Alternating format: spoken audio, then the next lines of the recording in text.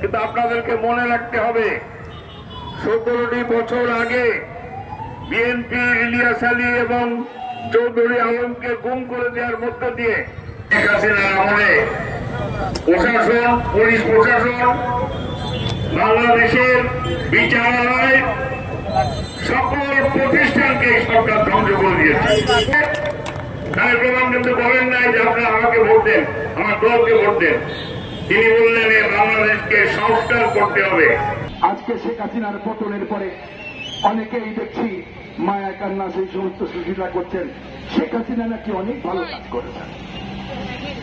15 বছরে যে ফেরাউনের আমলও ভালো ছিল, বিষয়টি এরকম জায়গায় চলে গেছে। প্রিয় সমাবেশ, যারা মাইকে আমাদের কথা শুনছেন, মহান রব্বুল আলামিন আবাবিল পাখি দিয়ে হবে মক্কা নগরীকে, মক্কা আল্লাহর কাবাঘরকে রক্ষা করেছিলেন।